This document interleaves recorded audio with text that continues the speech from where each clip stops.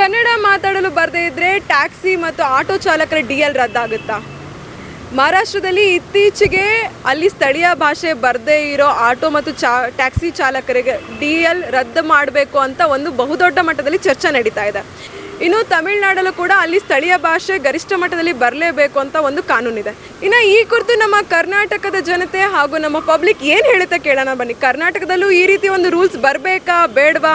ಇನ್ನು ಹೊರ ರಾಜ್ಯದಿಂದ ನಮ್ಮ ಕರ್ನಾಟಕಕ್ಕೆ ಬಂದು ಇಲ್ಲಿ ಭಾಷೆನ ಕಲಿದೆ, ಇಲ್ಲಿ ಉದ್ಯೋಗಾವಕಾಶವನ್ನು ಕಂಡುಕೊಂಡು ಫೇಕ್ ಸರ್ಟಿಫಿಕೇಟು DL ಇಟ್ಕೊಂಡು ಕನ್ನಡ ಬರದೆ ಕನ್ನಡಿಗರ ಮೇಲೆ ದಬ್ಬಾಳಿಕೆ ನಡೀತದೆ. ಈ ಕುರಿತು ನಮ್ಮ ಜನರು ಏನು ಹೇಳ್ತಾರೆ, ಪಬ್ಲಿಕ್ ಏನು ಹೇಳ್ತಾರೆ, ಮತ್ತು ಅವ್ರಿಗೆ ಏನಾದರೂ ಪ್ರಾಬ್ಲಮ್ಸ್ ಆಗಿದೆಯಾ ಕೇಳೋಣ ಬನ್ನಿ. Hello sir. Hello ma'am. Sir, ಈಗ ನೀವು ಬಾಂಬೆಯಲ್ಲಿ ಅಲ್ಲಿ ಸ್ಥಳೀಯ ಭಾಷೆ ಬರದೇ ಇರೋ ಆಟೋ ಮತ್ತು ಟ್ಯಾಕ್ಸಿ ಚಾಲಕರಿಗೆ DL ರದ್ದಾಗಬೇಕು ಅಂತ ಇದೆ. ಸೊ ಇಂಥ ಒಂದು ರೂಲ್ಸು ಕರ್ನಾಟಕದಲ್ಲಿ ಬಂದರೆ ಉತ್ತಮನಾ? ಹೇಗೆ ಅನ್ನಿಸ್ತಾ ಇದೆ? ಇದ್ರ ಬಗ್ಗೆ ನೀವೇನು ಹೇಳ್ತೀರಾ ಸರ್? ನನ್ನ ಪ್ರಕಾರ ಇದೊಂದು ಹೊಸ ಇನಿಷಿಯೇಟಿವ್ ಸರ್ಕಾರದಿಂದ ಒಳ್ಳೆ ಡಿಸಿಷನ್ ಅಂತಲೇ ಹೇಳ್ತೀನಿ. ಎದಕ್ಕಂದರೆ ನಾವು ಎಲ್ಲನ ಹೊಸ ಜಾಗದಲ್ಲಿ ಹೋಗ್ಲಿ, ಎಲ್ಲ ಫಾರಿನ್ ಕಂಟ್ರೀಸಲ್ಲಿ ಹೋಗಲಿ, ಆ ಎನ್ವಿರಾನ್ಮೆಂಟಲ್ಲಿ ಸೆಟಲ್ ಆಗದೆ, ಇಲ್ಲ ಅಲ್ಲಿ ಸಿಚುವೇಷನಲ್ಲಿ ಅಡ್ಜಸ್ಟ್ ಆಗದೆ ಬದುಕೋಕ್ಕೆ ಸಾಧ್ಯವಿಲ್ಲ.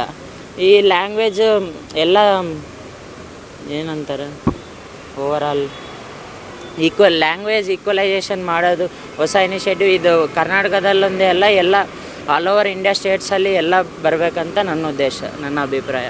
ಸರ್, ಈಗ ಬೇರೆ ರಾಜ್ಯದಿಂದ ನಮ್ಮ ರಾಜ್ಯಕ್ಕೆ ಬರ್ತಾರೆ ಟ್ಯಾಕ್ಸಿ ಓಡಿಸ್ಕೊಂಡು, ಆಟೋ ಓಡಿಸ್ಕೊಂಡು. ಅವರು ಲ್ಯಾಂಗ್ವೇಜು ಚೇಂಜ್ ಆಗುತ್ತೋ, ರೂಲ್ಸ್ ಬರುತ್ತೋ ಬಿಡುತ್ತೋ, ಇದರಿಂದ ನಮ್ಮ ಕರ್ನಾಟಕದವ್ರಿಗೆ ಎಷ್ಟು ಪ್ರಾಬ್ಲಮ್ ಆಗ್ತಿದೆ ಅಲ್ವಾ? ಇದ್ರ ಬಗ್ಗೆ ನೀವೇನು ಹೇಳ್ತೀರಾ? ಸರ್ಕಾರಕ್ಕೆ ಹೇಗೆ ಮನವಿ ಮಾಡ್ಕೋತೀರಾ? ಇಂಥದ್ದೊಂದು ರೂಲ್ಸ್ ಬೇಕು, ಸ್ಟ್ರಿಕ್ಟ್ ರೂಲ್ಸ್ ಬೇಕು, ನಮ್ಮ ಜನರು ಸೇಫ್ ಆಗಿರ್ತಾರೆ ಅನ್ನೋದಕ್ಕೆ ನೀವೇನು ಹೇಳ್ತೀರಾ ಸರ್?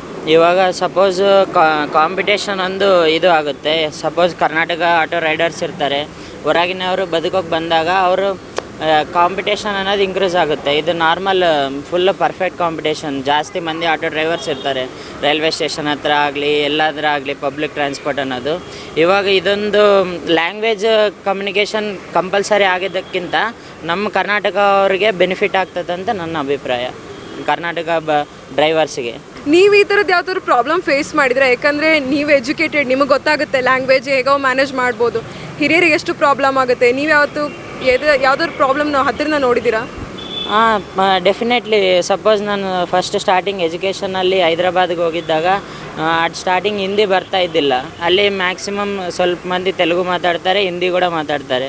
ನಾನು ಆವಾಗ ಚಿಕ್ಕವನಿದ್ದಾಗ ಹಿಂದಿ ಅಷ್ಟೊಂದು ತಿಳುವಳಿಕೆಯಲ್ಲಿ ಇದ್ದಿಲ್ಲ. ಆವಾಗ ನಾನು ಪ್ರಾಬ್ಲಮ್ ಫೇಸ್ ಮಾಡೀನಿ ಹಿಂದಿ ಮಾತಾಡೋ ಹೊತ್ನಾಗ.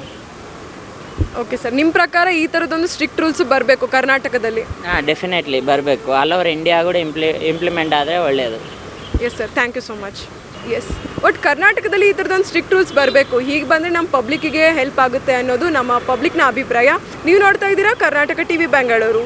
ಕ್ಯಾಮರಾಮನ್ ಅಭಿಲಾಷ್ ಜೊತೆ ನಾನು ಮೋನಿಶಾ. ನೀವು ಸಣ್ಣ ಆಗಬೇಕಲ್ವಾ? ಅದು ಒಂದು ಉತ್ತಮ ಆಹಾರದಿಂದ ಸಣ್ಣ ಆಗಬೇಕಲ್ವಾ? ಪ್ರತಿದಿನ ನಮ್ಮ ಜೀನಿ ಸ್ಲಿಮ್ನ ಯೂಸ್ ಮಾಡಿ ಯಾವುದೇ ಸೈಡ್ ಎಫೆಕ್ಟ್ ಇಲ್ದಂಗೆ ನೀವು ಸಣ್ಣ ಆಗ್ತೀರಾ.